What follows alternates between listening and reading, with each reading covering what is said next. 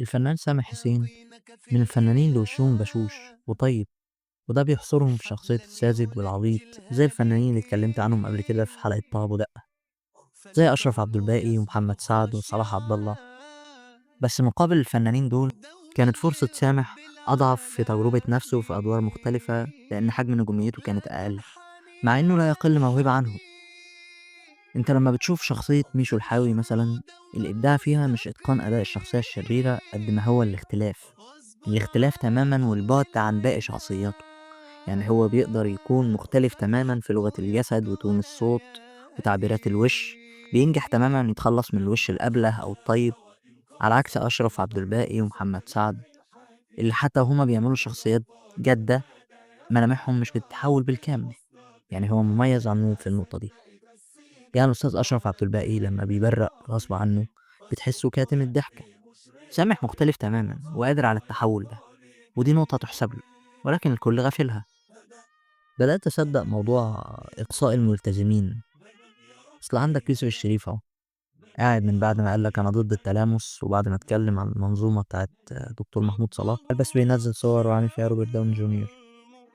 الناس من كتر ما غاب حواليهم عنصر التوعية الدينية في السينما والمسلسلات والتلفزيون عموما، بقوا يخلطوا بين برنامج أخلاقي وبرنامج ديني. وفي الحقيقة برنامج سامح حسين هو برنامج أخلاقي مش برنامج ديني. يعني مش بيكلمك في فتوى أو تشريعات أو حلال وحرام، قد ما بيتكلم في سلوكيات ونصايح أخلاقية، وبيستشهد عليها بكلام من الدين زي بر الوالدين وإحسان معاملة الزوجة والأبناء وصفاء النية والقلب والزهد. وده كله فعلا كان لازم يتعمل ويتعمل على منصة أكبر كمان من مجرد اليوتيوب، يحسب لسامح حسين ويشكر عليه.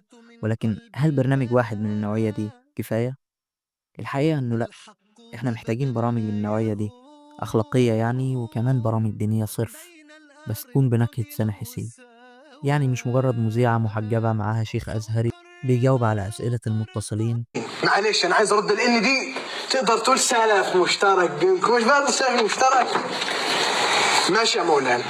وإنما حد من أهل الدين يكون عنده في نفس الوقت الحضور والقبول على الشاشة وخفة الدم، مش مجرد حافظ وبيسمع، عشان يبدأ منظور الجهلة والعلمانيين عن الشيوخ يتغير، إنهم متشددين وعندهم كهنوت وبتاع.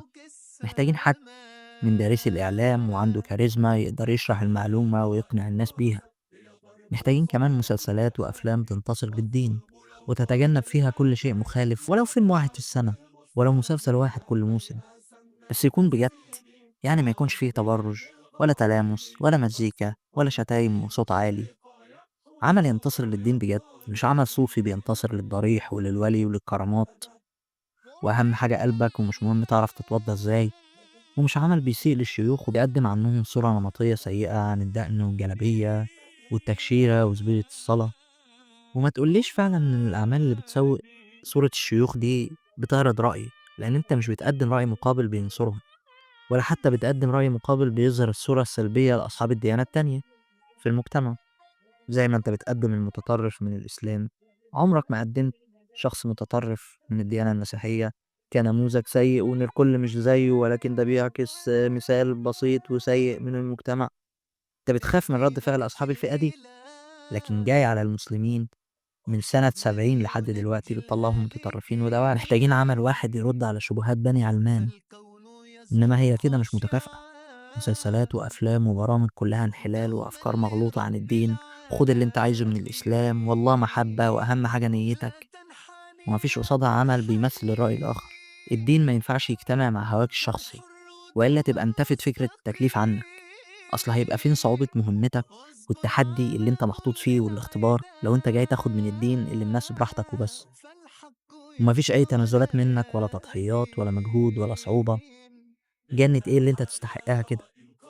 لما تقول لي بصلي زي ما انا عايز واسجد بدون عدد محدد وما اعتقدش ان الحجاب فرض وما اعتقدش ان التاتو حرام وما اعتقدش، هتعتقد امتى؟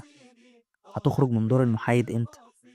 هتبطل تبقى عارف معلومة ربك قالك عليها وتخاف على زعل الناس امتى؟ هتبطل تمسك العصاية من النص امتى وتقول ممكن ووارد واحتمال، لما العوامل اللي ذنوبهم المفروض اكتر منك اضعاف ينتقدوك ويشهدوا بالحق ويقولوا انك بتخالف ربنا بكلامك العايم؟ يبقى انت غلط قوي قوي قوي. أفتكر في مرّة عادل إمام زعل أوي لمّا أحد الشيوخ أيام ما كان شيخ بجد يعني، قال له: "اعمل لنا فيلم عن المسلم الوسطي الجميل." عادل إمام شافها انحياز وزعل وقال له: "أنا فنّي للمسلم وللمسيحي وللبوذي ولليهودي ولكل طوائف المجتمع."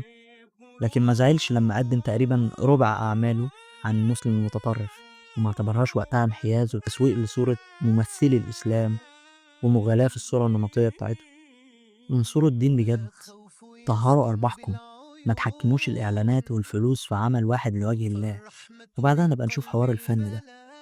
أصل الفن خُد بالك عظيم، جميل وله احترامه وأهميته، وقد تكون الرفاهية في الفن وإنك تقدّم ضحكة وابتسامة هي رسالة لوحدها والكلام ده كلّه جميل، ولكن في أهم من الفن، العلم أهم من الفن، الدين أهم من الفن عند البعض، وإن كان المفروض يكون عند الكل هو أهم، لإن ده اللي باقي، دي الحياة الأزلية، إلا لو أنت كنت ملحد فالحلقة دي مش ليك أصلًا.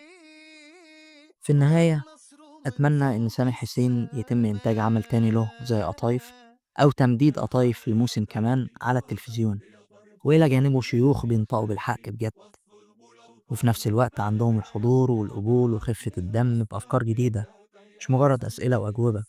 وعندنا شيوخ كتير لطاف حوالينا دلوقتي على السوشيال ميديا برضو وما خدوش فرصتهم من منصات زي التلفزيون، زي الشيخ محمد الغليظ، الشيخ أمير منير، وياسر ممدوح، والشيخ حازم شومان، طبعا اللي عامل لهم كلهم قلبان الشيخ عبد الله رشدي. عشان لازم نبدأ نواجه ونرد على اللي بيحللوا كل حاجة واللي بينادوا بحريات الفوضى وفاكريننا في تكساس، ونرد على الكلام اللي بقى البانة في بقهم. صدقني لو دلوقتي بينادوا بحرية إنك تلبس حلق أو تعمل تاتو أو تشرب أو تقلع الحجاب، كام سنة هينادوا بإنك تتحول لحيوان وتتسحب بسلسلة زي ما بره حصل، وبعدها هينادوا بحريات التحول، وبعدها هينادوا بحرية المثلية وغيره. صدقني مش كل الحريات صح، البني آدم طول عمره لو ساب لدماغه بيخربها. وفي النهاية لو عجبتك الحلقة اعمل لايك وسبسكرايب وشير وكومنت برأيك وبالاقتراحات عن الحلقات الجاية، لأن الحلقة اللي فاتت ما أخدتش حقها تقريبا عشان جبنا سيرة أحدهم وأحدهم بيزعل أو له علاقة بالخوارزميات بشكل ما، فبرضه الفلوس بتعمل كل حاجة يعني.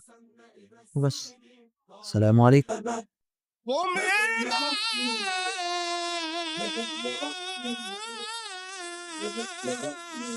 علينا تبادي